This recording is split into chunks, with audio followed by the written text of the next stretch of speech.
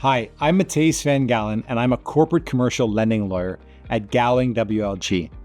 And you're watching our 5th video as part of our video series, Different Types of Borrowing Entities. In this video, we're going to be discussing limited partnerships. In the last video, we discussed general partnerships. A limited partnership is the second type of partnerships that we're going to be reviewing, and it's structured a little bit differently than a general partnership. It is formed by the entry into a formal written limited partnership agreement and the filing of a declaration with the applicable provincial government authorities. Within a limited partnership, there are 2 types of partners.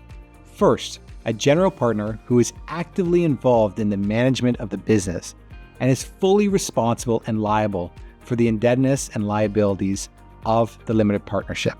Second, there are one or more limited partners who are similar to passive investors and who do not have unlimited liability for the debts.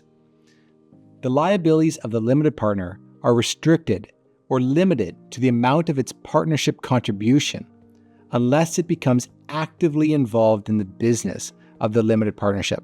The business and affairs of the limited partnership are regulated and governed by legislation and by the terms of the limited partnership agreement. Typically, that agreement will provide that the general partner, acting through its own officers and directors, has the authority to manage the day-to-day affairs of the business and to enter into transactions, including loan transactions. It will also impose some limits on the authority of the general partner and will describe a set of fundamental actions that cannot be taken or agreements that cannot be entered into without the consent of the limited partners. In some cases, those restricted actions may relate to obtaining loans or granting security in general, or security over a certain monetary threshold. The loan and security documents will generally be entered into in the name of the limited partnership, but it'll be executed by the general partner, acting for and on behalf of the limited partnership. Certain security documents like real estate mortgages will have to be granted by the general partner, as the limited partnerships are not able to own title to real property. However, the limited partners generally do not have to sign any of the loan documents unless there's some kind of specific approval or consent that is required under the terms of the limited partnership agreement for the loan transaction, as I previously described.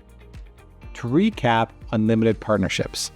First, limited partnerships exist from the execution of a limited partnership agreement and the filing of a declaration.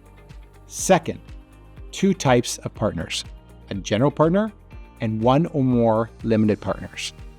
Third, general partners are fully responsible and liable for the limited partnership.